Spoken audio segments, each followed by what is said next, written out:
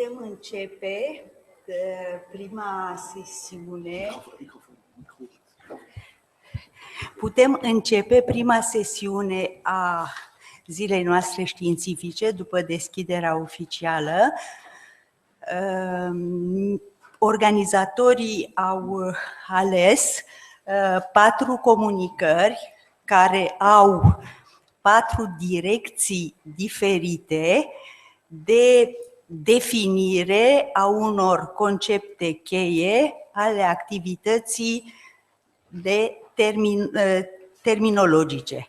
Alors, je parlerai français. Comme vous avez vu, il y a d'une part la discussion sur la normalisation et en quoi elle consiste lorsqu'on en fait. D'autre part, donc, il y a la gestion de la néologie terminologique, c'est-à-dire le rôle de la gestion terminologique qui est caractérisé par la collaboration. Un troisième volet des communications de notre section traite la diffusion, donc moment où la diffusion n'est pas un problème, alors on peut très bien évaluer l'implantation terminologique entre les spécialistes codificateurs.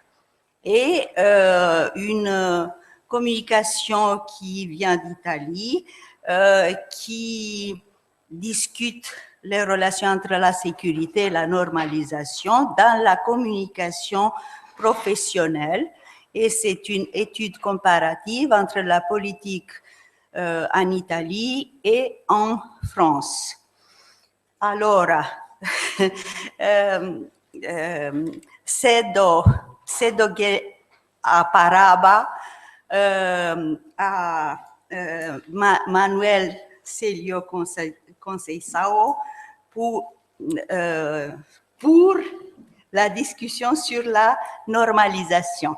Un dernier mot, vous devez savoir tous qu'on est censé parler 15 minutes pour avoir le temps à la fin de notre section d'avoir environ 20 minutes de discussion et de débat. Merci. Merci beaucoup. Mulțumesc. Buenos días. Bonjour. Muchas gracias por recibirnos aquí. Manuel no puedo decirlo en gallego, afortunadamente. Je vais passer au portugais suivant les règles de réalité. Nous utilisons chacun notre langue et je vais essayer avec un grand effort de parler doucement, enfin lentement pour que vous suivez. Voilà. Quando se decidiu a organização desta jornada e se focou o tema da normalização, enfim, se decidiu o tema da normalização, pensei que seria boa altura para fazer, digamos, o ponto da situação sobre o conceito de normalização. Nós andamos todos a estudar terminologia e a falar de normalização, mas creio que como terminólogos, ainda não estabilizamos o conceito de normalização entre nós e aquilo que cada um de nós diz sobre normalização não é aquilo que o outro percebe sobre normalização e que entende sobre normalização. E por isso decidi dar a esta pequena apresentação de 15 minutos un título muito coloquial que est « De quoi parlons-nous quand nous parlons de normalisation ?» Il y a une faute sur le numéro des journées, ce n'est pas la 20e, c'est la 12e, mais vous n'avez rien vu. E, portanto, o conceito de normalização, como sabemos, é um conceito teoricamente ancorado na história da terminologia e quando em terminologia falamos de normalização, pensamos todos em Wüster, e automaticamente, portanto é teoricamente marcado, mas as percepções atuais que temos sobre normalização e as implicações dessas percepções já são muito longe da teoria geral da terminologia e da terminologia wüsteriana.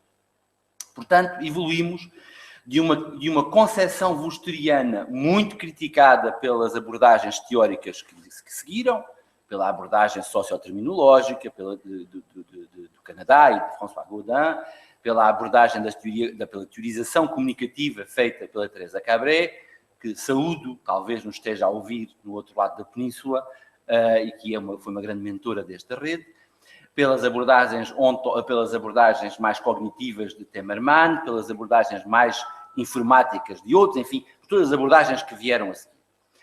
Hoje, enfim, nesta imposição, neste mundo digital, hoje de manhã falávamos da desmaterialização da administração e neste mundo digital e na necessidade de interoperabilidade dos sistemas de comunicação, o conceito de normalização assume um outro estatuto, porque é preciso normalizar para nos entendermos.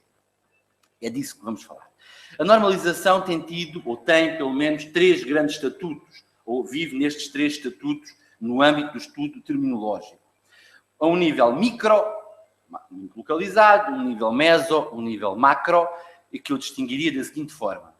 Um nível micro, em que se pretende escolher ou decidir sobre a denominação certa, ou aquela que alguém entende ser a denominação certa para um conceito, que é a visão mais geral.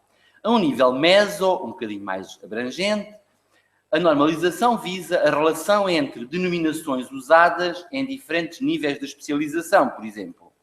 Por exemplo, entre o exemplo que nós damos sempre nas aulas de terminologia, nos cursos de terminologia, que é o termo usado pelo médico, o termo quando fala com o médico, o termo usado pelo médico quando fala com o enfermeiro, o termo usado pelo médico quando fala com o doente. E, portanto, há aqui uma normalização que depende da relação entre as denominações e o conteúdo das denominações. Depois, a normalização tem um estatuto macro, meta, digamos assim, mais abrangente, quando se ocupa das relações entre as línguas, das relações interlinguísticas, a que às vezes alguns querem chamar também as relações supralinguísticas. Ou seja, o exemplo dos incotermos no comércio internacional é o melhor de todos, porque é o melhor e mais flagrante, porque é aquele que visa procurar um termo para designar os conceitos nas diferentes línguas. E aqui é o primeiro perigo de normalização, porque com l'avènement da língua franca, com o aparecimento da língua franca, com esta língua franca, o inglês, que como sabemos não é nem língua nem franca, com a definição de língua franca, com este aparecimento da língua franca inglesa, todos achamos que ou melhor, alguns acham que normalizar é encontrar o termo inglês adequado e que todos os outros copiarão. É exatamente a visão oposta que nós aqui temos na realidade, mas ela existe. Portanto, temos que ter em conta que existe. E por isso eu digo que é supralinguística, porque está acima de todas as línguas, nos conceitos de línguas que nós linguistas temos. A normalização é, por vezes, confundida com esta lista de palavras, que não é terminada, que não está fixada, mas que não está fechada, a relação com a standardização, e aí muito invocando os trabalhos da ISO, que pouca relevância têm para o vulgar dos terminólogos, tem muita relevância para a economia, para a indústria, para o terminólogo linguista. O que se faz na ISO fica na ISO, porque nós não recebemos sequer as normas, teríamos que as pagar, são muito caras, é muito dinheiro para ter aquelas normas, portanto, eu acho que nenhum de nós, ou poucos de nós, têm acesso às normas ISO. Poucos de nós, universitários. Os que estão em instituições governamentais acedem a elas, talvez, nós não. E, portanto, aí vem a noção de standardização. A normalização é muitas vezes vista como uma regulamentação, que é aquilo que faz, por exemplo, como se viu hoje de manhã, a Délégation à la Langue Française, que estabelece regras. É vista como uma uniformização, para encontrar a única forma e a mais adequada. Aqui a uniformização está muito próxima do conceito de Wüster. É vista como uma oficialização, portanto, com a necessidade de encontrar o termo oficial, que é publicado no jornal oficial. Isto só acontece em poucos países, mas acontece. Acontece, por exemplo, aqui na Galiza, suponho, com a oficialização, acontece na Catalunha com os trabalhos do Termcat. Para a língua portuguesa não acontece, não há nenhuma instituição na língua portuguesa que oficialize ou normalize usos terminológicos, não há nenhum instituto da língua portuguesa. Não há nenhum Instituto da Língua Portuguesa com essa função. Existe um Instituto Internacional da Língua Portuguesa que tem outras funções. É vista como harmonização, sendo que a harmonização é menos forte, tem menos força do que a normalização. A harmonização é um consenso, é vista na relação entre vários parceiros. É às vezes vista, é muito vista na senda dos trabalhos de socioterminologia, oriundos de Boulanger, enfim, e outros do Quebec, como normaison, eu não encontro palavra em português para isto. A normaison, digamos que é uma normalização espontânea, é uma normalização que ocorre no discurso em que se diz essa forma não é tão certa, é esta mais adequada. É uma verbalização francesa, em francês, perdão, não é francesa, em francês, mas que é uma outra dimensão de normalização. Quanto mais não fosse por isto, é necessário que em terminologia decidamos de que é que falamos quando falamos de normalização. O que é normalização? É um conceito que vem da indústria, claramente. Em terminologia tem origens na documentação, na biblioteconomia, na arrumação das bibliotecas, como já disse hoje a Teresa Zanola, com as regras de classificação e de orientação até dos documentos. E por isso a normalização tem hoje duas dimensões, a meu ver. Por um lado, uma dimensão essencialmente técnica, é a normalização do produto, é a normalização dos cabos elétricos, é a normalização dos transportes, é a normalização da qualidade. E essa normalização não é terminológica. É uma normalização dos produtos, dos objetos. Há quem, em terminologia, siga esse conceito de normalização por considerar que os termos são produtos e, por isso, se normaliza dizendo o termo é este. Claro que isso depois não tem qualquer implicação no uso que se faz da língua e, por isso, parece que aquela que mais nos interessa é a dimensão terminológica, ou seja, é a dimensão da normalização em que se atua não sobre o produto, mas sobre o processo. É a normalização que visa explicitar qual é a estruturação conceptual mais adequada, qual é o conjunto de regras, de formantes, de elementos morfossintáticos, morfossemânticos, mais adequados para aquela designação. E é nessa que eu me situo, enfim, dada a minha origem linguística. Então, o que é normalizar? Vamos lá tentar responder a perguntas muito simples, como o que é, para quê e quem faz. Normalizar pode ser nestas três dimensões. O que é que se normaliza? Normaliza-se a dimensão linguística, portanto, a vertente linguística da unidade que está em estudo. Normaliza-se a vertente cognitiva ou normaliza-se o uso que se faz de tudo isto em discurso. Portanto, na normalização da vertente linguística, a ação de normalização sobre a denominação, sobre a constituição do elemento linguístico, sobre a definição, portanto, redige-se a definição que se entende ser aquela mais adequada para aquela denominação, e há a normalização sobre as relações semânticas, quando se estabelecem relações de hiperonímia, hiponímia, sinonímia, antonímia, enfim, todo o conjunto das relações que se estabelecem. Esta normalização é essencialmente linguística, portanto, é meramente sobre o código, digamos assim, e o procedimento da língua. Há uma normalização mais difícil para nós, linguistas, que é a normalização da vertente cognitiva, que é aquela que compete mais explicitamente ao perito, ao especialista no domínio, que permite fazer a delimitação conceptual ou a delimitação de um determinado conceito e a relação que ele estabelece com os outros conceitos.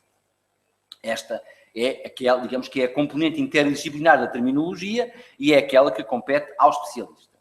Depois há uma normalização do uso que é feito em discurso, que é uma normalização que pode ser de natureza sintática, que pode ser de natureza ortográfica, por exemplo, entre variantes nas línguas policêntricas ou pluricêntricas, como o português, o francês, o espanhol, em que se diz a normalização do uso no português de Portugal, no português do Brasil, no francês de França, no francês do Quebec, no espanhol do Chile, no espanhol de Espanha, etc. E, portanto, há aqui esta normalização sobre a correção comunicativa e discursiva.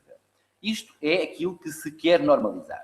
Já percebemos que cada um de nós se situa mais favoravelmente ou mais facilmente numa determinada zona desta normalização. Mais na linguística, mais na cognitiva.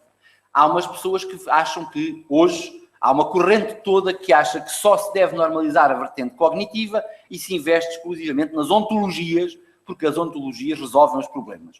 Ora, a ontologia não resolve nem a vertente linguística, nem a vertente... Não resolve, contribui para a resolução, mas não resolve isto. Normaliza-se para quê? Para fixar e estabelecer conhecimento, estabilizar conhecimento, estamos de acordo, para regular o uso das terminologias e os impactos, portanto, a disseminação do conhecimento. Aqui eu lembro, em outubro, quando estive aqui na Galiza, num congresso muito interessante, organizado pelos nossos colegas das universidades, eu terminava a minha conferência com uma frase de Orwell, de 1984, que diz: quem domina as palavras domina o conhecimento. E, portanto, a realização é esta, a normalização é esta. Porquê é que se normaliza? Para dominar o conhecimento e para delimitar. É uma questão de pertença e de poder. Onde é que se normaliza? Na fixação terminológica, como já vimos aqui, como já disse, eu já percebi que tenho que me apressar. Normaliza-se na utilização dos discursos e normaliza-se em modelos de representação de conhecimento. Os trabalhos de terminologia a que assistimos ou que temos a oportunidade de ver hoje, nas investigações feitas, em particular na Europa mais ocidental, que eu conheço melhor, não tenho a pretensão de conhecer os outros todos, têm esquecido estas duas primeiras linhas de normalização e têm-se focado quase exclusivamente nos modelos de representação, ou seja, na criação ontológica e na realização de ontologias, que têm, a meu ver, vários problemas, porque se esquece a dimensão textual da terminologia. E, portanto, em normalização é necessário não opor o corpus terminológico, o corpus textual, o texto, o discurso, a terminologia textual, à realização ontológica. Há correntes, há colegas a trabalhar nesta área que privilegiam a dimensão ontológica e esquecem que não há ciência sem língua. E, portanto, não pode haver uma ontologia desgarrada, retirada da dimensão linguística. É no discurso e pelo discurso que se acede ao conhecimento, é verdade, portanto, precisamos do discurso, precisamos do texto. É nos sistemas conceptuais, nas ontologias, que se observam as relações entre os conceitos. E, por isso, esta barra que está aqui entre os dois não pode ser opositiva, mas tem que ser uma questão de complementaridade. A normalização terminológica tem impacto que é imprescindível, desde que não seja numa concepção muito fechada de normalização, na qualidade terminológica, que é um outro fator que é relevante estudar. Aliás, que seria interessante dedicarmos um destes dias uma jornada realitaire à questão da qualidade em terminologia, que é um conceito muito na moda e, enfim, un peu fourre-tout, mas em que também é preciso ver o que lá se passa. Tem implicações nas estruturas, tem implicações nos processos, tem implicações nos resultados, porque é esta normalização que, quer queiramos, quer não, condiciona a atividade terminológica. Uma coisa é certa, normalizar não é, eu pus em maiúsculas, fazer normas, mesmo que elas sejam normas terminológicas. Creio que há alguma confusão entre normalizar em terminologia e estabelecer normas terminológicas. São coisas diferentes. E eu fui buscar a definição da Associação Internacional de Linguística Aplicada, a da AILA, que diz: une norme terminologique est un document produit par un organisme reconnu qui décrit les meilleures pratiques de gestion de la terminologie pour harmoniser, améliorer et diffuser les données terminologiques. Portanto, a norma, fazer uma norma terminológica, não é normalização em terminologia. São duas coisas diferentes que não tenho de desenvolver, mas creio que se percebe. Quem é que normaliza? Bom, normalizam os organismos com responsabilidade política e linguística, a Délégation à Région Française, TERMCAT, os serviços da Universidade de Santiago, dos serviços linguísticos do Manuel de Santiago, enfim, que normalizam. Há muitas línguas em que não há organismos para normalizar, em português, em italiano, noutras variantes em que não há. Normalizam as empresas, e a normalização das empresas é sempre um problema, porque para as empresas os termos são mercadorias e as empresas normalizam com a intenção de vender, com a intenção de marketing. E, portanto, normalizar uma empresa não quer dizer que isso enriqueça necessariamente ou facilite a comunicação naquela língua. Às vezes pode complicar porque a empresa quer o seu nicho de mercado com aquelas suas palavras. Normalizam os terminólogos e os tradutores, às vezes em roda livre, cada um faz um pouco como vai fazendo como pode, e isso não se sabe. Normalizam grupos de profissionais. Aqui é relevante, eu permito, não faço nenhuma publicidade e não conheço as pessoas, só conheço o trabalho. Permito-me citar um excelente exemplo de normalização, na seção aqui eu apresento, do projeto SINODOS, que é um sistema de normalização de l'organisation de données médicales textuelles pour l'observation de la santé, em hospitais franceses.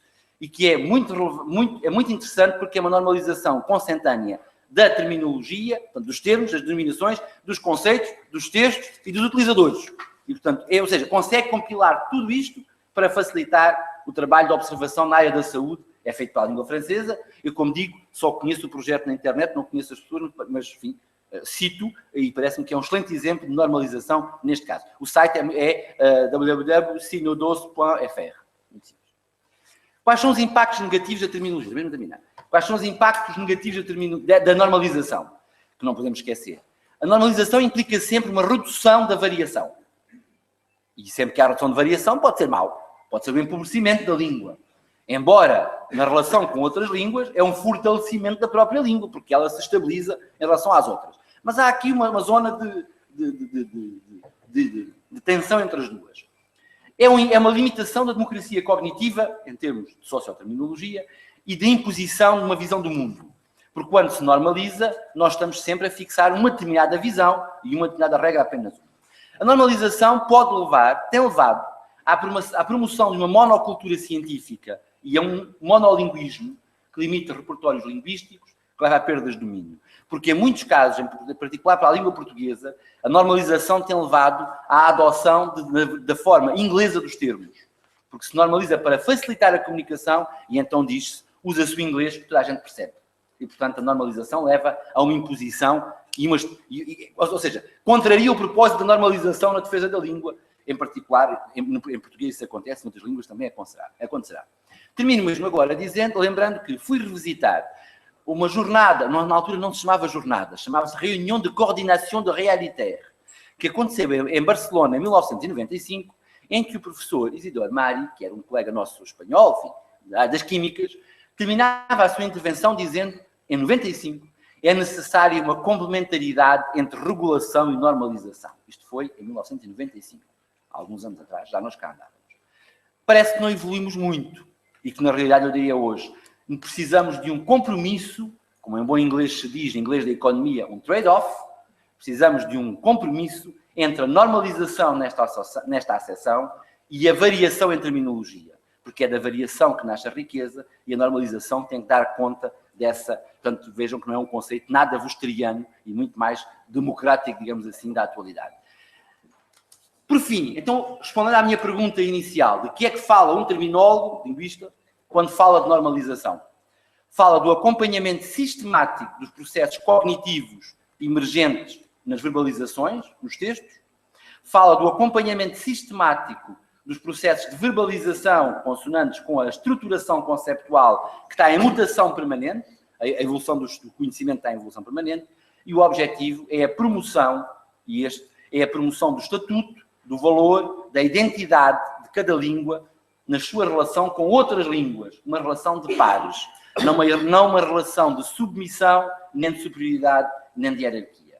Eu creio que isto é o que se faz no âmbito da Realitaire. Muito obrigado.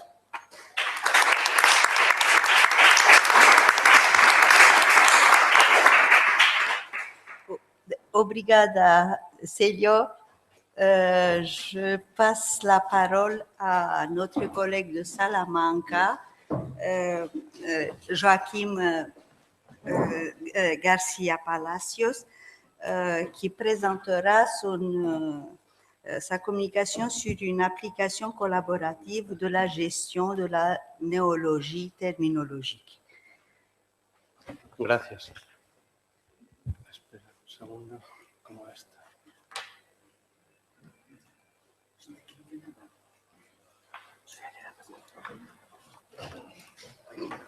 Vale. Bien. Lo que voy a intentar en estos minutos es hablar de normalización, pero desde otra perspectiva diferente.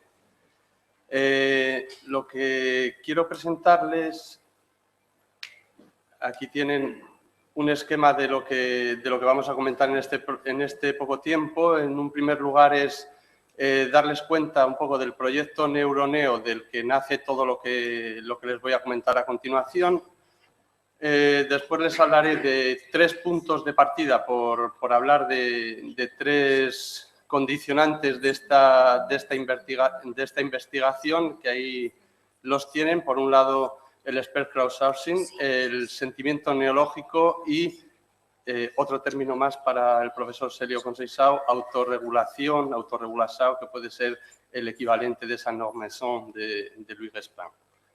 En tercer lugar, hablaremos y les mostraré brevemente uno de los prototipos en los que estamos trabajando y que es uno de los frutos de este proyecto Neuroneo, con las herramientas que hemos diseñado, que es algo tan sencillo como un complemento, en principio para Firefox, para capturar los términos y un sistema wiki para el enriquecimiento y la discusión, y les comentaré brevemente algo al respecto y después decirles algo sobre cuáles pueden ser las vías futuras en las que ya estamos investigando. El proyecto Neuroneo es un proyecto que está pensado, su título dice Regulación de los procesos neológicos y los neologismos en las áreas de neurociencias. Es un proyecto que, entre otros objetivos, evidentemente la cosa es más compleja, lo que pretendemos es acercarnos a los neologismos en sus primeros estadios, es decir, en ese momento en que todavía el neologismo posiblemente ni siquiera está en español. Posiblemente el neologismo todavía está en inglés y todavía no ha pasado al español, y es ahí donde lo queremos pillar. Queremos acompañar a los especialistas y a los traductores en ese camino neológico, ese camino que va llevando el neologismo cuando se introduce. Son los especialistas, los dueños de la terminología, evidentemente, quienes trabajan y a quienes les pertenece ese neologismo, y los traductores enseguida son los que tienen que pelear con ese neologismo para ponerlo en su lengua. Queremos colaborar en la formación, adaptación y difusión de esos neologismos que sean adecuados lingüística y terminológicamente. Decimos colaborar porque no queremos decir cuáles son los neologismos que tienen que producirse, sino simplemente queremos dar nuestra opinión al respecto. ¿Quiénes son los actores implicados? Antes se hablaba también de actores. ¿Quiénes son los actores implicados en todo este proceso? En primer lugar, quienes son, como ya hemos dicho, los usuarios directos de la terminología neológica, es decir, los especialistas, y, por otro lado, los usuarios indirectos, es decir, lingüistas, terminólogos o neólogos, quienes trabajamos e intentamos estudiar esos términos, y los mediadores lingüísticos, traductores, intérpretes, redactores técnicos, etc. Bien, este proyecto Neuroneo tiene unos aspectos específicos. El ámbito en el que se desarrolla es un campo especializado. Elegimos el de las neurociencias por una serie de razones, pero entre otras cosas porque era un ámbito que da muchos resultados y que constantemente se está renovando, ¿no? Por eso nos interesaba fundamentalmente. El ámbito es el de la neonimia o neología terminológica, preferimos decir, es el ámbito de la neología terminológica para trabajar en la autorregulación, desde ese sentido en Normeson, que luego comentaremos. ¿Qué papel tienen los especialistas, en este caso los neurocientíficos, en nuestro proyecto? Y sobre todo, no tanto en nuestro proyecto como en la herramienta que les estoy presentando, ¿no? Ellos son los que detectan el neologismo, los que nos informan e inician todo el camino de colaboración.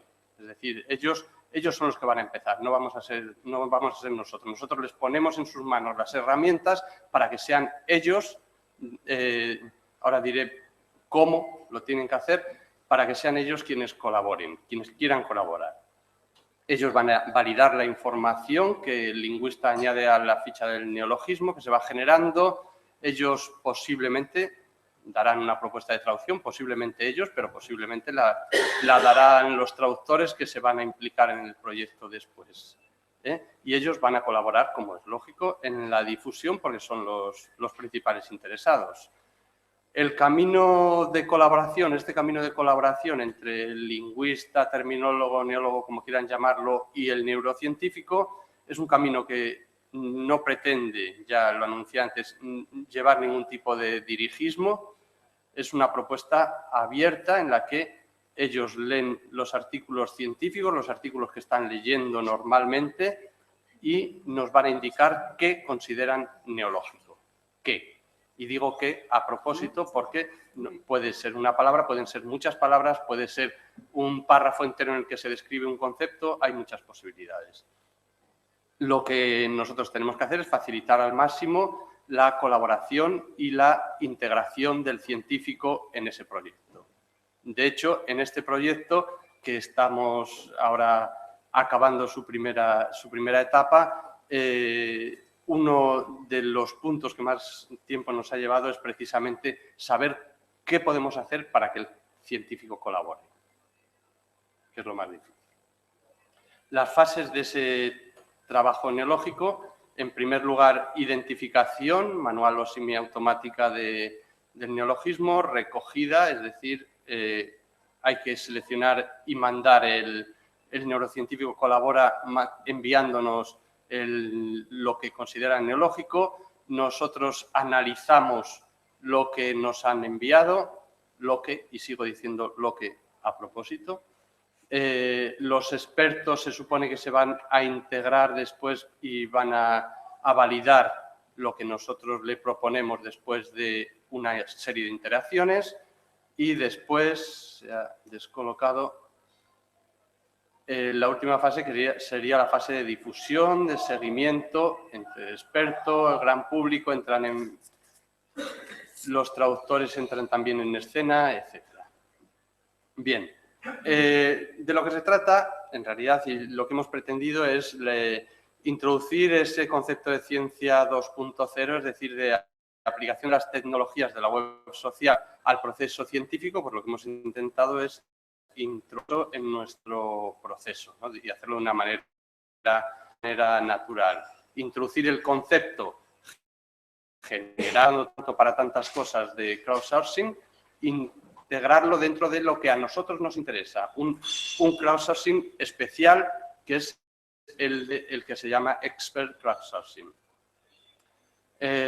Simplemente les pongo aquí unas referencias de experiencias previas en crowdsourcing y terminología colaborativa, en un artículo de Cars en Terminology, otro de Ramírez Polo, en el último congreso de neología de Salamanca, Cristina Varga también habló algo al respecto, un artículo de Contreras y Rico que después lo tienen en la bibliografía.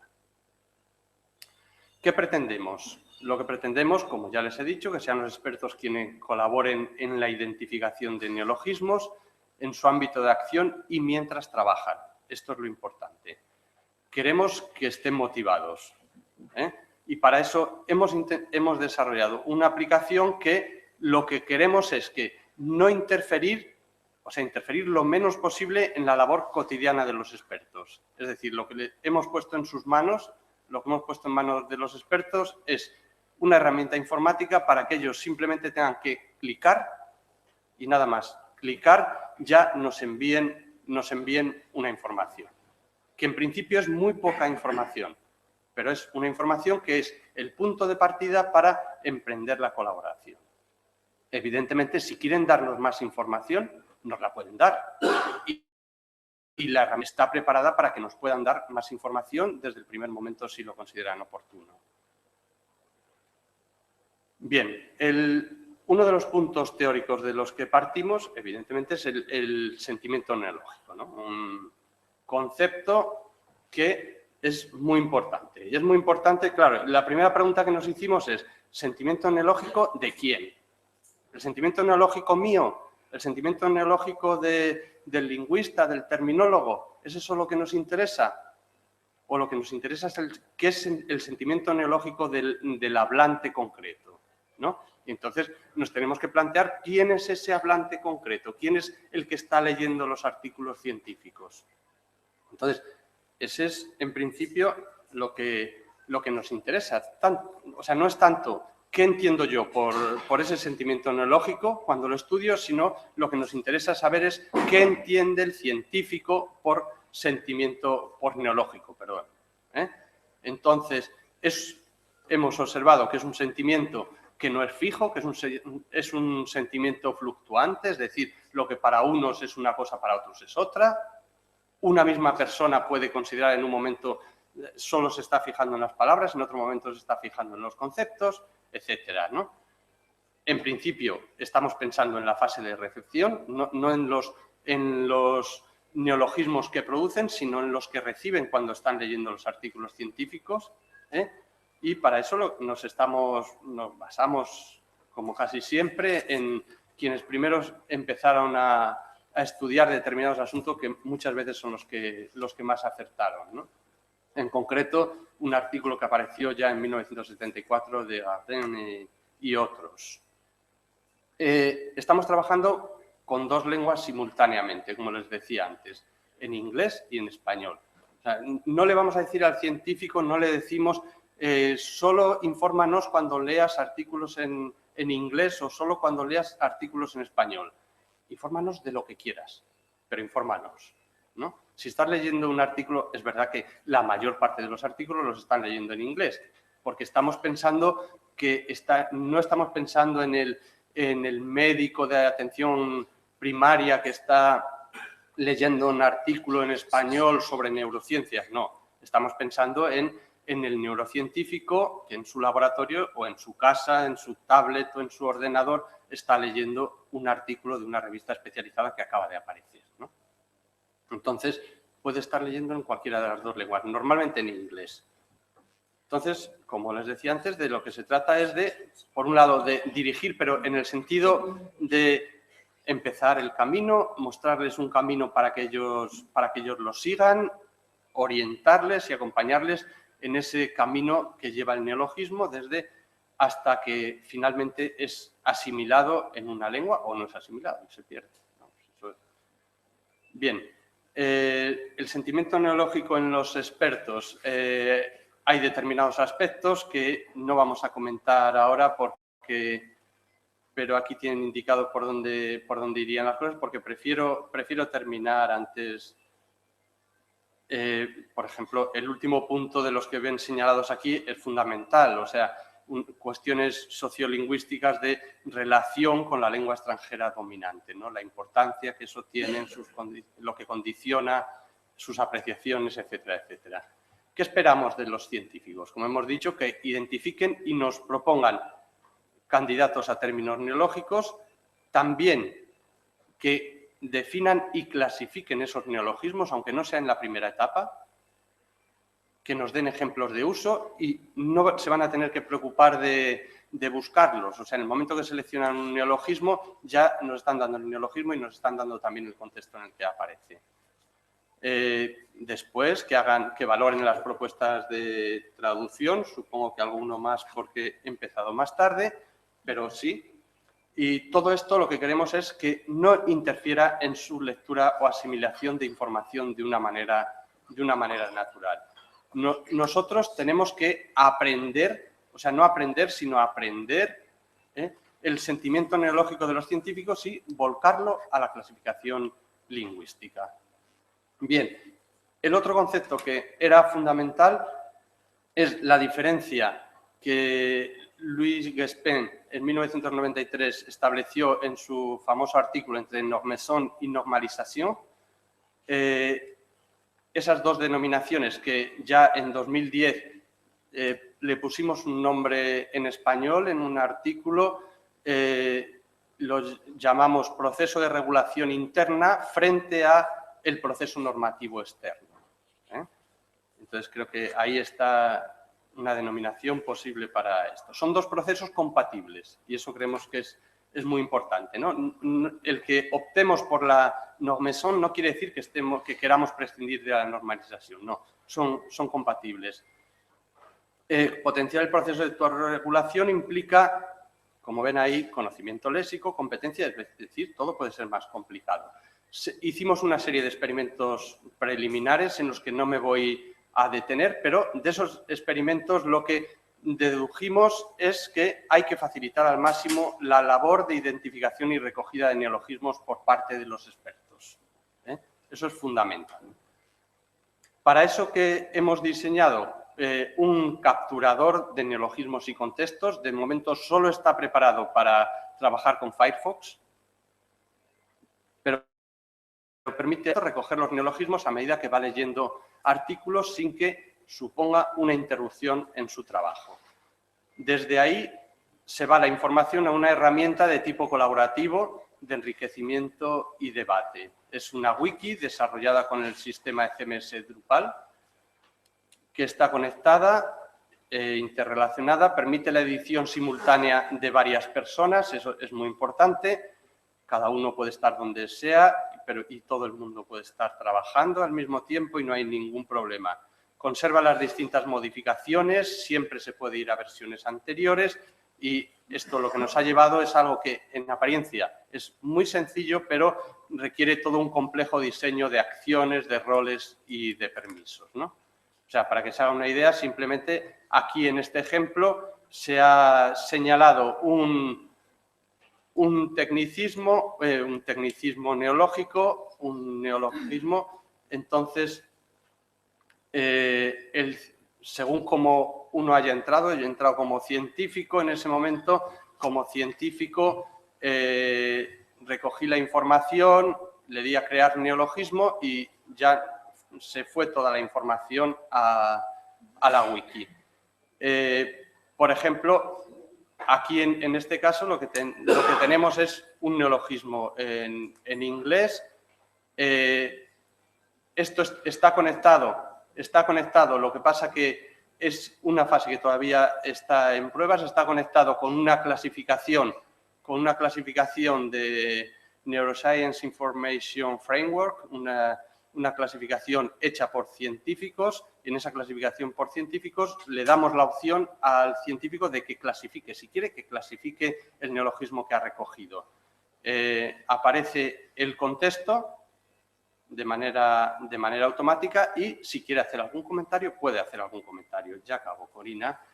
Simplemente decirles que lo que queremos y lo que estamos haciendo es probando estas herramientas, por eso no les traigo la herramienta en directo, la herramienta está, pero está en un estadio en el que lo que estamos es detectando problemas y los informáticos los están corrigiendo, que es lo que, como saben, son dioses y dicen, podemos hacerlo todo siempre que nos expliquéis bien lo que queréis, ¿no?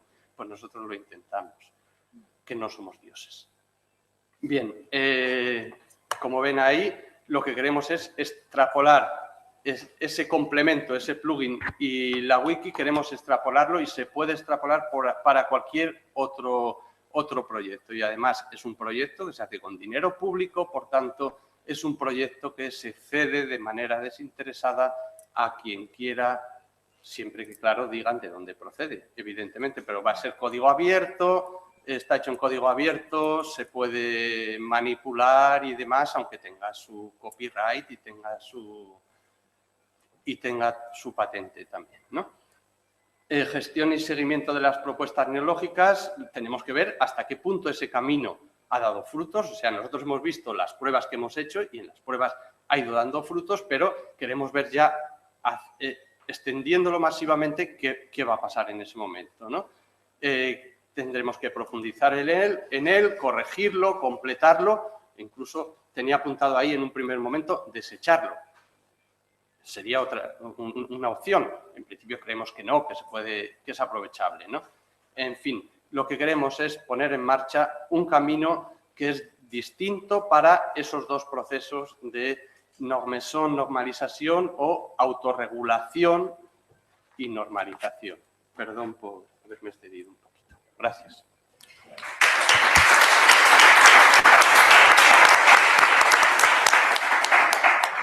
Gracias, Joachim. La parole à Marta Sabater de TERCAT.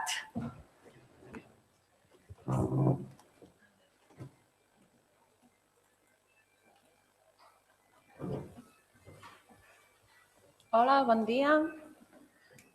Jo us parlaré en català. De totes maneres, he fet la presentació en castellà perquè us sigui una mica més fàcil de seguir-me. Espero veure si ho aconsegueixo. A veure, en aquesta comunicació que hem realitzat conjuntament amb una companya meva del TERCAT, la Dolors Montes, us presentem un model d'estudi d'implantació terminològica de petit abast, de tipus sociolingüístic, en situacions en què tenim la certesa que el problema de la implantació no és la difusió. És a dir, presentem un model d'avaluació terminològica entre els especialistes que han intervingut de manera directa en el procés de codificació, és a dir, que és amb qui s'han consensuat les denominacions normalitzades. Abans, però, volem presentar una mica el marc en què treballem i en què se situen aquestes experiències, que si bé no es poden considerar estrictament estudis d'implantació, sí que són eines que ens poden donar pistes sobre la implantació dels termes normalitzats per, en els casos que es cregui necessari, fer més feina pel que fa al seguiment de la implantació. Bé, en un sentit restrictiu, la normalització es pot entendre únicament com un procés de fixació de denominacions en un àmbit d'especialitat. Tenim una forma inadequada, sigui un manlleu, sigui un altre tipus de denominació, ens plantegem diverses alternatives i n'escollim una o dues, les que considerem adequades, atenent a criteris lingüístics, terminològics i d'ús. En un sentit més ampli, però, i així és com ho entenem nosaltres, la fixació només és una d'aquestes fases del procés de normalització. Primer tenim l'estudi terminològic, després sí, efectivament, ve el procés d'establiment d'una denominació, però després també cal, i és molt important, difondre aquesta proposta perquè s'implanti en l'ús amb l'objectiu de la implantació. És en aquest sentit que l'objectiu final de la normalització no és la codificació, no és l'establiment d'una denominació, sinó que l'objectiu és la implantació d'una denominació entre els usuaris. En la majoria de casos, com que la normalització sol actuar sobre allò que circula, que considerem poc adequat o millorable, la implantació d'una denominació normalitzada hauria de comportar un canvi lingüístic entre els usuaris. Per fer-ho una mica gràfic, partim d'un calçat inadequat que porten els usuaris d'acord amb el context i busquem que hi hagi un canvi de calçat. I, a més, volem que aquest canvi de calçat es generalitzi per aconseguir la implantació, l'arrelament de les formes proposades entre els usuaris. Per això és especialment important pels organismes que ens dediquem a la normalització terminològica avaluar la implantació de les denominacions normalitzades. L'avaluació de la implantació consisteix a determinar si realment aquest procés de normalització ha generat el canvi lingüístic que es perseguia. És a dir, l'avaluació es fixa d'entrada en el canvi lingüístic, és a dir, si hi ha hagut o no aquest canvi lingüístic. Els estudis d'implantació a terme, ja siguin els basats en la lingüística de corpus o els basats en la metodologia sociolingüística, tenen una gran complexitat. D'una banda, complexitat teòrica, perquè cal establir el marc en què es realitzen, cal establir la metodologia, però també complexitat pràctica, cal elaborar corpus o realitzar enquestes. És per això que des del Termcat hem establert acords amb altres organismes, sobretot universitaris, per promoure aquests estudis d'implantació. És arran d'aquests acords i de la introducció d'aquesta línia de recerca en el món universitari que s'han fet diversos estudis d'implantació de naturalesa diferent que han analitzat la implantació en àmbits molt concrets. Ja ho veieu aquí, és una llista bastant exhaustiva. Àmbits esportius, gastronòmics, àmbit d'electrònica, informàtica. El punt de coincidència entre aquests estudis és que la baixa implantació, en els casos en què hi ha baixa implantació de les formes normalitzades, es deu sobretot al desconeixement de la terminologia normalitzada, és a dir, els usuaris no coneixen les formes normalitzades. Per tant, aquests estudis situen el problema de la no implantació en la difusió, en un factor procedimental. Això, a banda de ser un punt feble del procés de normalització, és una trava, un obstacle per aquests estudis d'implantació, perquè llavors hi ha una impossibilitat d'extreure conclusions sobre els factors lingüístics i extralingüístics que fan possible o impedeixen la implantació. Com que tot se situa en un factor procedimental doncs, no es poden extreure més conclusions. Llavors, ara el que ens plantegem d'alguna manera és què passa quan la difusió no és un problema. És a dir, quan els usuaris realment coneixen les formes normalitzades, sempre les fan servir i si no les fan servir sempre, de què depèn? El TERMCAT, el treball terminològic, es concep com un treball mixt, totalment mixt, fruit de la tasca conjunta entre terminòlegs i especialistes. Els especialistes, de fet, són la peça clau del procés, tant en la fase de codificació, és a dir, d'establiment de les denominacions i en la delimitació conceptual, com després en la difusió. O això és el que es voldria o és així com ho concebem. I l'exemple paradigmàtic d'aquesta participació són les sessions de normalització. Reunions en què ens trobem terminòlegs i especialistes d'un àmbit molt concret amb l'objectiu de consensuar les denominacions més adequades d'un àmbit. Aquests especialistes que intervenen en les sessions de normalització tenen la particularitat que són alhora els codificadors, són d'alguna manera els que prenen les decisions consensuadament amb els lingüistes o terminòlegs i també són els usuaris de la terminologia, són els qui ha de fer servir aquesta terminologia.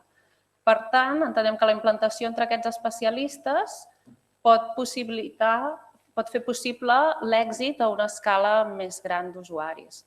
En canvi, si ni aquests especialistes no utilitzen la terminologia normalitzada, aquesta no implantació pot ser il·lustrativa de les dificultats d'implantació a una escala major. Per tant, saber què fan aquests especialistes codificadors, què fan aquests especialistes que van intervenir en les sessions de normalització, ens pot donar moltes pistes sobre la implantació a una escala més àmplia. Per això hem elaborat un estudi basat en enquestes de tipus microsociolingüístic, estudis de molt petit abast, que analitzen la implantació dels termes normalitzats entre els especialistes assistents a la sessió de normalització. No es pot considerar un estudi complet sobre la implantació perquè no analitza usos reals, sinó usos referits, no estudia comunicacions institucionalitzades, sinó comunicacions personals, i no parteix d'una mostra representativa. Però tot i així ens sembla que pot ser una eina útil que ens pot donar pistes sobre el grau d'implantació dels termes normalitzats i a partir d'aquí emprendre més accions si es considera necessari. Per ser més concrets, aquestes enquestes ens permeten tenir informació sobre el coneixement espontani de les denominacions normalitzades entre aquests especialistes, és a dir, si recorden, ja en primer lloc, si recorden la denominació que ells van acordar,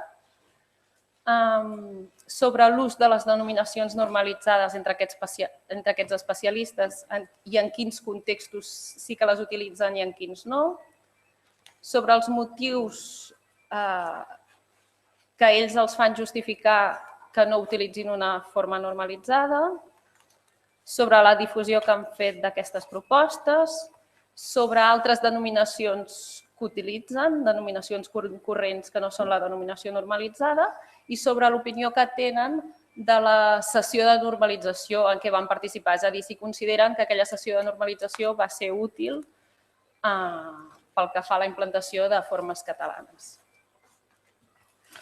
Amb quin objectiu volem dur a terme aquestes enquestes? Doncs per tenir indicis sobre la implantació real de les denominacions normalitzades a una escala d'usuaris més àmplia i a partir d'aquests indicis, segons el cas, el que es pot fer és realitzar més estudis d'implantació o fer més acció de difusió o fins i tot reconsiderar les decisions de normalització. És a dir, a partir d'aquesta avaluació, sobretot, podem incidir en la fase de difusió o podem incidir en la primera fase, en l'estudi terminològic i, per tant, tornar a començar el procés.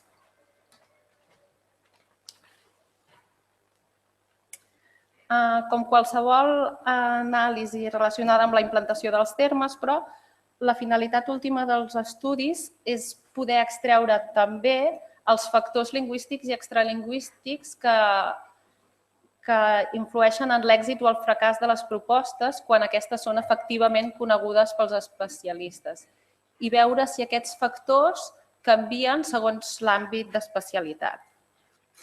Tot això amb la intenció de revisar els criteris de fixació de denominació i fer millors propostes en el futur i també revisar si es considera necessari tot el procés de normalització. Per tant, s'entén que a partir d'aquesta avaluació podem incidir en totes les fases del procés i en el procés mateix.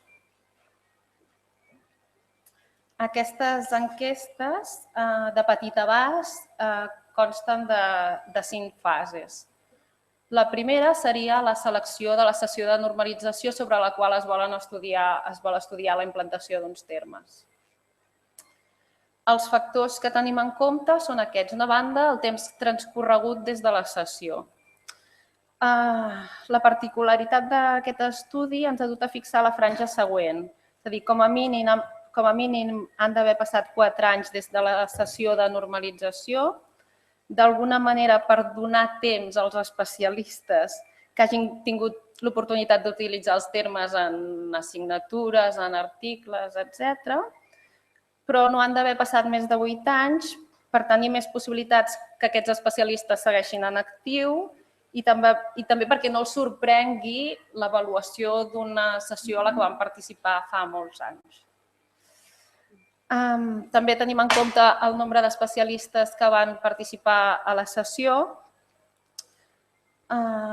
Descartem d'entrada les sessions que eren d'àmbits molt i molt especialitzats i en què van participar molts pocs especialistes, com l'àmbit de les papallones, en la fixació d'aquesta terminologia van participar 3 especialistes. Mirem de fer els estudis de sessions de normalització en què participessin 7, 8 fins a 16 especialistes.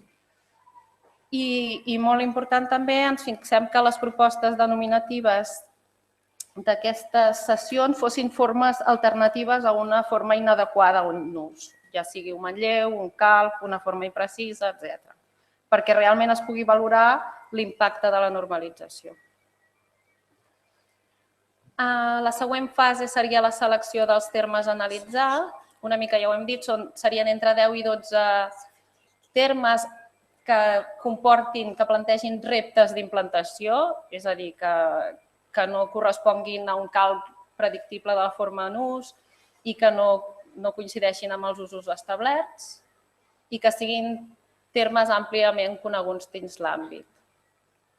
Llavors, el que fem és adaptar una enquesta model en què les preguntes bàsiques d'aquesta enquesta són les que, bé, ara us les passo una mica rapidet, però seria això. Si recorden la denominació normalitzada, si la fas servir i en quin grau, si les fas servir en quins contextos i donem diferents opcions es poden marcar diferents opcions. Si no la fas servir, per quin motiu, per mirar d'extreure quins factors poden determinar l'ús o no d'una determinada forma. Si no la fas servir mai, quines altres denominacions fa servir per tenir informació sobre les denominacions concurrents, si són denominacions que s'assemblen a la forma normalitzada i que són adequades, o bé estem fent servir manlleus o formes inadequades. També demanem informació general sobre l'informant, quina és la llengua de comunicació habitual, quina és la llengua de comunicació habitual en l'àmbit professional i sobre la utilitat que li dona la sessió de normalització. Per últim, hi ha la recollida de dades, que la fem a través d'una plataforma de Google Docs, un formulari de Google Docs, per tant, és una resposta anònima i que està basada en la confiança. És a dir, nosaltres expliquem el projecte i entenem que l'especialista no té cap intenció de dir-nos una mentida perquè sap amb quin objectiu ho fem. I finalment ve la part de l'anàlisi de les dades. A veure. En aquesta part hi ha un tipus de resposta que ja no s'analitza, que és si no recorda la denominació normalitzada perquè no pertany estrictament al seu subàmbit d'especialitat, doncs ja no tenim en compte la seva resposta. Llavors mirem d'agrupar les respostes que ens donen informació sobre l'ús en 3 grups. D'una banda, si no recorden la denominació normalitzada, si creuen que recorden la denominació normalitzada però en realitat no és la denominació normalitzada, o si recorden la denominació normalitzada però no la fan servir, tenim pistes, indicis que allà alguna cosa falla, que pot ser que a major escala no hi hagi implantació.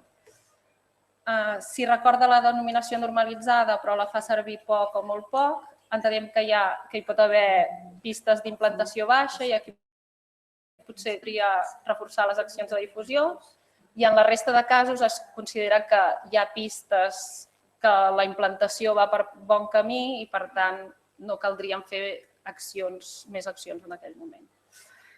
I fins aquí una mica aquesta petita experiència que us volíem explicar, que ja ho hem dit que no és un estudi d'implantació rigorós, però és una eina que nosaltres internament ens pot donar pistes per obrir nous fronts, si convé. I moltes gràcies. Muchas gracias. La parola a Clara Vecchio di Napoli e di Parigi.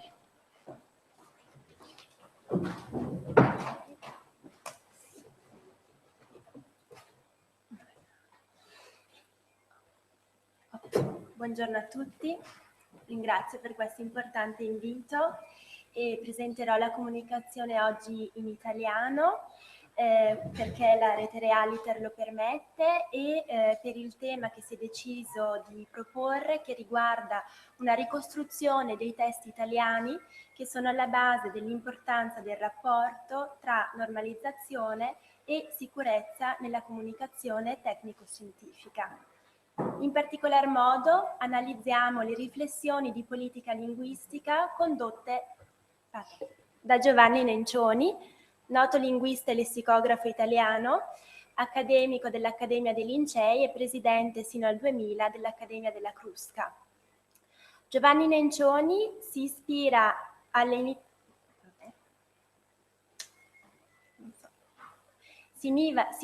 iniziative francesi degli anni 70 che, sotto la guida dell'allora presidente Georges Pompidou, avevano proposto delle azioni concrete in vista alla difesa delle lingue latine, soprattutto in riferimento alla penetrazione della lingua inglese nei settori tecnico-scientifici. Ad oggi la sensibilità rispetto alle dinamiche linguistiche è sempre più crescente e rende tutti consapevoli del problema del linguaggio come strumento di comunicazione, di apertura al mondo, fattore di coesione sociale, espressione di una cultura e marcatore di un'identità liberamente assunta.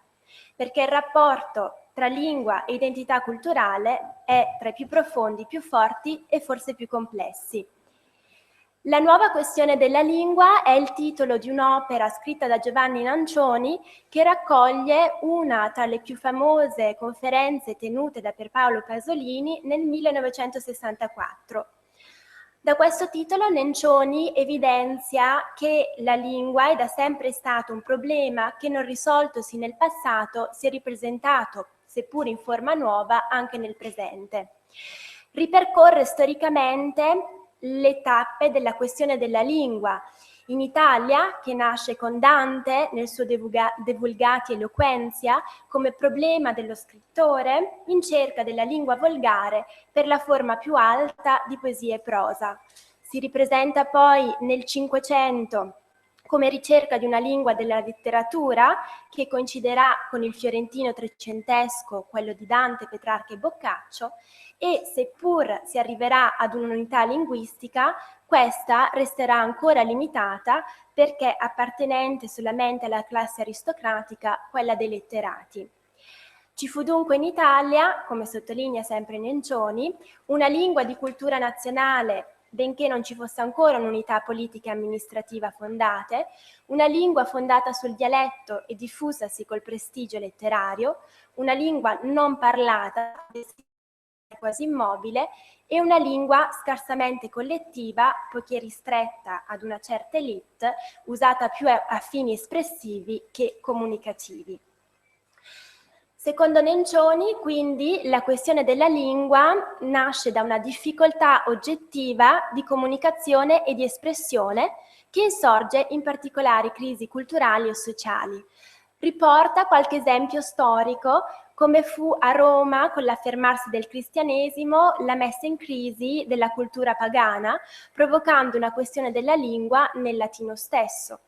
O ancora quando nel comune italiano i nuovi ceti dirigenti di formazione mercantile assunsero cariche politiche e amministrative che svolgevano in lingua volgare e non più nel latino del medioevo aristocratico e curiale. La lingua italiana è sempre stata considerata lingua di cultura e fu con Alessandro Manzoni solamente che iniziò a spostare la questione della lingua su una visione piuttosto collettiva e sociale, un uso democratico e unitario della lingua, affinché fosse una lingua tanto scritta quanto parlata, usata sia dal popolo che dagli scrittori e che si identificasse con il fiorentino della conversazione colta.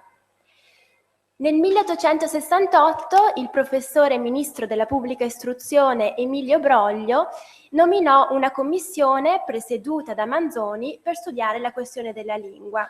Di conseguenza, la questione della lingua si trasmutava da una visione letteraria e sociologica ad un piano politico e quindi si identificava con i problemi e fini dello Stato stesso. Ma le soluzioni non ebbero però poi seguito. Ciò nonostante, fu proprio a partire dalle istanze manzoniane per una lingua comune democratica, la raggiunta infine di un'unità politica e amministrativa dell'Italia, accompagnate dal diffondersi dell'istruzione scolastica obbligatoria, dell'immigrazione interna e dell'affermarsi di nuovi mezzi di comunicazione e di informazione, che si giunse ad un'unificazione linguistica. Nasceva quindi la lingua italiana, lingua nazionale, come frutto del tecnicismo della concezione strumentale della lingua che si identificava con la lingua del neocapitalismo dell'asse industriale Torino-Milano. Antonio Gramsci, uomo di grande valenza sociale e politica, affiora la questione della lingua legandola ad una serie di altri problemi, tra cui la formazione e l'allargamento della classe dirigente e quindi la necessità di riorganizzare l'egemonia culturale. Dopo la Seconda Guerra Mondiale fu la Francia che, come dicevamo, sotto la presidenza di Georges Pompidou, muovendo da più nobili preoccupazioni di ordine culturale, indisse tra i paesi di lingua neolatina una crociata per la difesa della latinità linguistica dalla dilagante penetrazione dell'inglese nei settori tecnico-scientifici. L'iniziativa ebbe e interessò tutti i paesi di lingua neolatina, tra cui l'Italia, che decisero di collaborare. E fu presso il Conseil international de langue française che nel 1970 venne istituito il Fonds international pour les terminologies romaines, che tenne il suo primo colloquio a Firenze presso l'Accademia della Crusca nel 1972. L'obiettivo era quello di studiare il neologismo tecnico e portare alla compilazione di dizionari terminologici plurilingue. Fu soprattutto la Francia ad essere un attore dinamico in questo obiettivo. Da ricordare sicuramente il Dictionnaire des Industries, un indice anglo-francese di termini di 92 settori industriali con le relative definizioni, e il Dictionnaire des termes nouveaux des sciences et des techniques, oltre ad essere un dizionario alfabetico con relative traduzioni inglese, spagnolo e tedesco, anche consistente in un repertorio di formanti morfosemantiche. Nel 1986 l'Unione Latina, guidata dal segretario generale alto funzionario francese Philippe Roussillon, indicava che allo stato di crisi della lingua corrispondeva una crisi dell'identità culturale e con il ritrarsi degli idiomi neolatini del settore tecnico e scientifico ne conseguiva un improvincialimento delle culture escluse dalle rotte della comunicazione universale. Su questi presupposti indisse quindi nel 1986 a Madrid una riunione dell'antico FRITRO in seno dell'Exposición de Lingüística Informatica y de Terminología Científico-Tecnica, che ebbe l'obiettivo di mostrare una serie di opere bibliografiche terminologiche e di mostrare le principali banche date terminologiche del mondo, tra cui quella canadese sicuramente. In Italia iniziavano l'inglese iniziava a divagarsi e Nencioni sottolinea qualche termine che ancora oggi implantato nella lingua italiana, soprattutto nel settore della fisica moderna, quark, quasar, nel settore industriale, ma in particolar modo nel settore bancario. È comunque da ritenere una differenza fondamentale rispetto all'italiano, come il francese, lo spagnolo, che come l'inglese sono lingue che hanno un prestigio culturale e oltre a questo sono lingue di comunicazione internazionale e quindi godono di un prestigio politico. Per l'italiano la situazione è diversa, sono venute meno in Italia ambizioni di carattere politico rispetto alla lingua. Inizialmente, infatti, negli ambienti della radio, della televisione e della scuola, la norma grammaticale era vista come una violazione alla spontaneità. Da qui una sempre non chiara concezione del rapporto tra norma e comunicazione sociale. Ad oggi la situazione si è evoluta, come sottolinea Nencioni, e la scuola riprende l'iniziativa in fatto di istruzione linguistica, rendendosi conto sia del valore sociale della norma, sia dell'importanza dello scrivere come forma necessaria ad una lingua di cultura e ad una società di cultura avanzata, con la comparsa di ottime grammatiche scolastiche fondate sul concetto di comunicazione, di lingua come strumento di comunicazione collettiva e quindi richiamanti a strutture comuni a tutti gli utenti. L'italiano, pur non essendo lingua di comunicazione internazionale, fa fronte ad alcune necessità a cui l'Italia non può sottrarsi. Un'esigenza relativa alla sicurezza nella comunicazione internazionale, nei rapporti della scienza, della tecnologia industriale e il commercio, che può essere conseguibile o mediante l'adozione internazionale di una terminologia monolingue o mediante la compilazione di liste terminologiche plurilingue di affidabile equivalenza. O ancora l'esigenza di studiare e accettare regole neologiche chiare e semplici per produrre terminologie scientifiche e tecnologiche meno differenziate e quindi meglio interpretabili. Nel 1985 l'Unione Latina redasse una guida intitolata Riconoscimento e tutela dei diritti dei consumatori e dei cittadini all'informazione in lingua italiana, che prevedeva una serie di norme giuridiche che stabilivano come l'italiano potesse essere trasmesso nelle trasmissioni televisive. La produzione di queste norme fu veramente scarsa e da questo mostrò quanto poco l'Italia avesse fatto per la propria lingua. Ma, come sottolinea Nencioni, è da questo e soprattutto dalle esigenze terminologico, non più in termini nazionalistici né ideologici, ma di un equo rapporto tra lingue e culture sia diverse che affini. Perché l'Italia, Nencioni sottolinea, può contribuire a saziare la fame terminologica applicando un'analogia forgiata con elementi comuni, ma cedente alla terminologia universale. E per terminare, cito le parole tratte dalla Délégation générale française Hollande-France: de tous les liens que nous les hommes de la cité, les liens de la langue est les plus forts parce qu'ils font le sentiment d'appartenance à une communauté, parce que la mondialisation des échanges et le progrès de la construction européenne ne cessent pas de le faire évoluer. Grazie.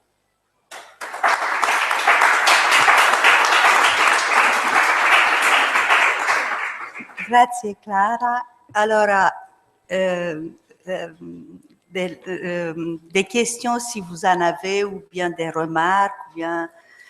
Et bien sûr, on ne dispose que de 5 minutes, mais on pourrait éventuellement continuer la discussion chemin faisant, ou bien tout de suite après la pause.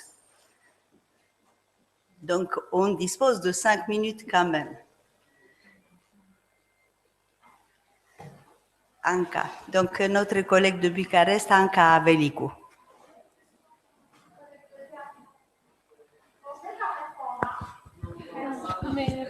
D'accord, merci.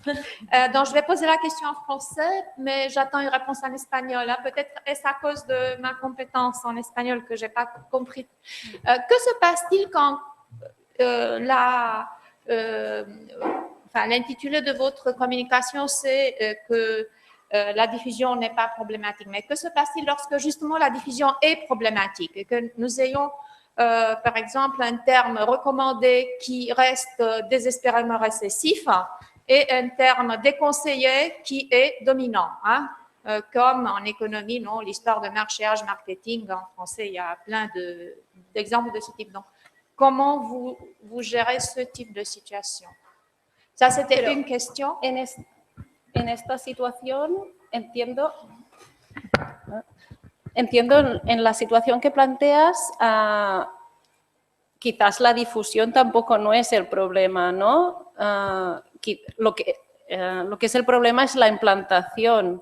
Quiero decir que el hecho que se utilice marketing no tiene que ver con la difusión. Cuando realmente la difusión es un problema, es decir, cuando en el proceso de normalización no hacemos las acciones de difusión que serían pertinentes, pues lo que tenemos que hacer es reforzar estas acciones de difusión y ahora lo que estamos mirando de hacer, hasta ahora hacíamos una difusión muy generalista, es decir, siempre de la misma forma, a través del web, a través del diario oficial y ahora intentamos hacer productos o estamos intentándolo hacer cuando normalizamos un grupo de términos de un ámbito, esos términos conflictivos, intentar que lleguen, con las soluciones adoptadas en catalán, intentar que lleguen a los usuarios directos de la terminología, es decir, nos damos cuenta, ¿no?, que no podemos pedir a los especialistas que lleguen a nosotros, sino que somos nosotros los que debemos dirigirnos a ellos y llegar lo más abajo posible. Y también aquí son una pieza muy importante los codificadores, los especialistas que participan en todo el proceso que nos pueden ayudar mucho. No sé si más o menos... Oui, j'ai compris.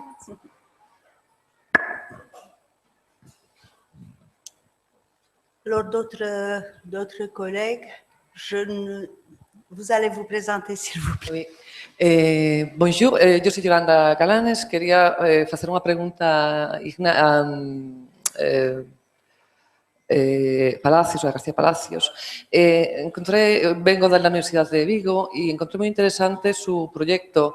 Me gustaría saber si los especialistas a los que va dirigido o que constituyen sus informantes reciben algún tipo de formación.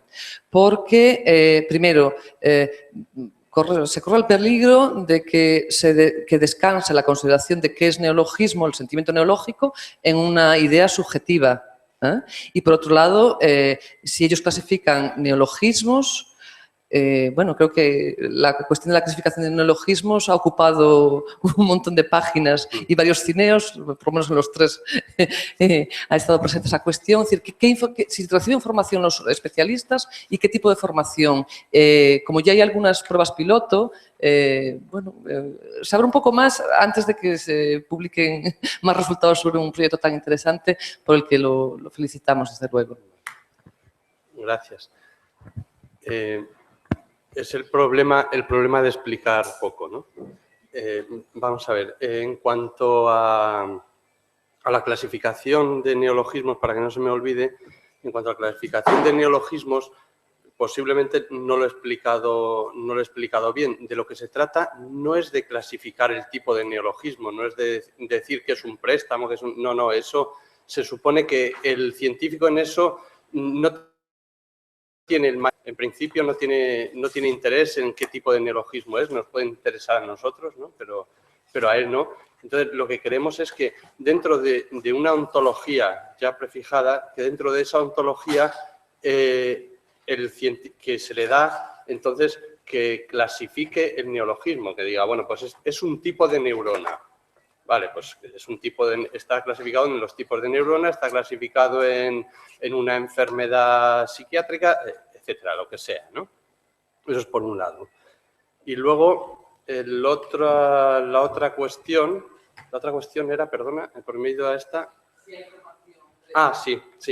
En principio, lo que queremos es que esa formación sea lo más pequeña posible. Y de hecho, no queremos decirle nosotros, bueno, sí, o sea, básicamente, pues en el correo, en ese primer correo en el que hablamos, establecemos el primer contacto con ellos, les decimos que puede ser tanto una palabra como una frase, como se dan unos conceptos básicos sobre lo que consideramos, pero lo que queremos es que no ser nosotros los que digamos lo que es un neologismo, sino que sean ellos, porque preferimos esa indefinición a que no nos den información. O sea, preferimos depurar después y decir, bueno, es una información, esta información no nos interesa, ¿no?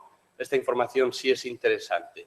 O sea, hacerlo después, pero que ellos que tengan todas las facilidades para dar cuanto más información nos den, mejor. No es eso.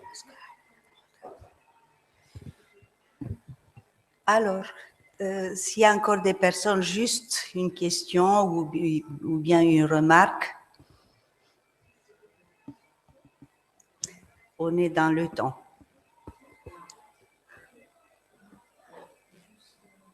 Alors, juste pour dire que...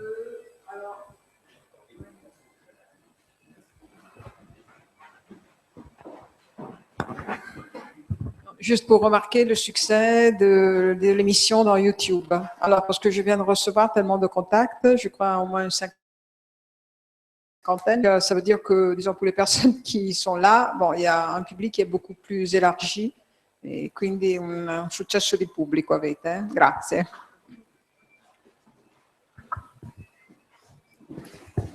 Alors, s'il vous plaît.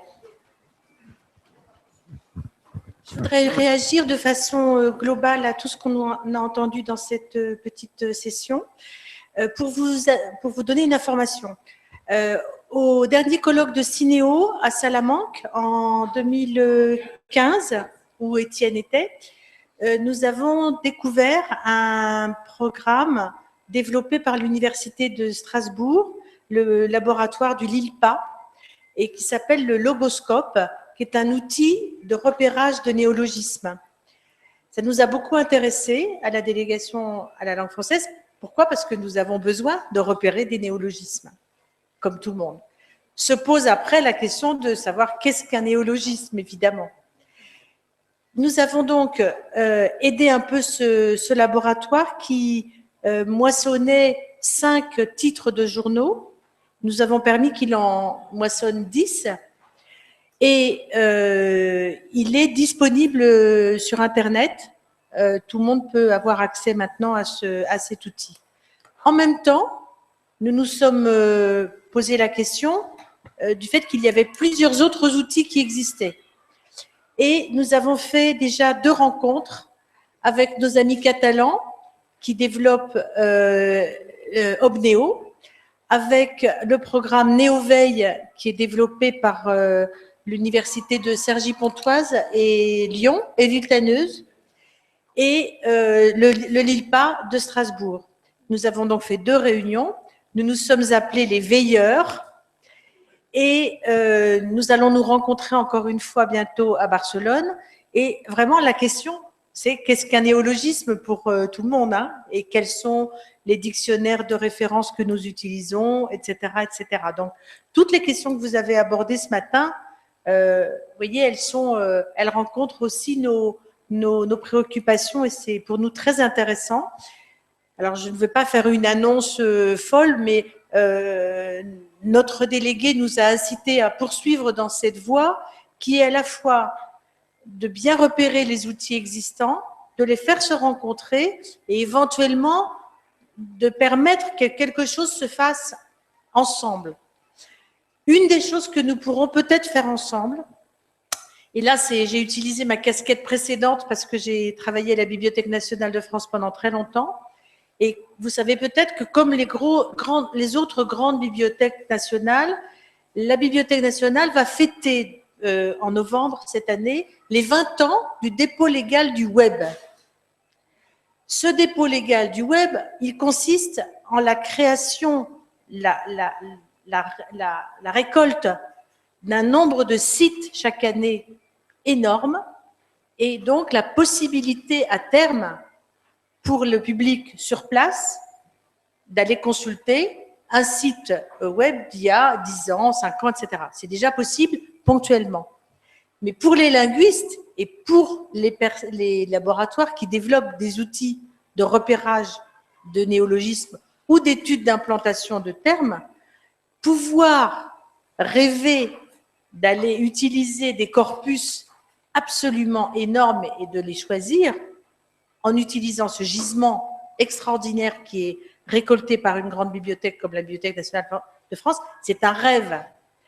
Donc nous avons rencontré la Bibliothèque nationale, nous avons déjà quelques dates et j'espère qu'en 2017, nous pourrons créer une sorte de laboratoire de recherche pour faire un programme pilote pour utiliser ce corpus. Voilà, c'est ça que je voulais vous annoncer. C'est un grand espoir, je pense, pour tous les linguistes. Et en tout cas, ce repérage des outils communs, des travaux qui se font autour de l'implantation et de l'étude de néologie, le repérage des néologismes, c'est vraiment quelque chose que nous devons poursuivre, je pense, ensemble dans les langues romanes. Nous vous remercions et donc, on pourra en bénéficier bientôt, donc ce sera vraiment très bien. J'ai bien l'impression que je pourrais clore la session de ce matin. Et si Manuel a quelque chose à nous dire, s'il te plaît. Nada, facemos unha pausa para a comida e retomamos as sesións ás 14:30. Os ponentes están convidados a comer, as persoas tedes un sobre con a invitación, podemos vernos na entrada e imos todos xuntos xa ao restaurante. Gracias.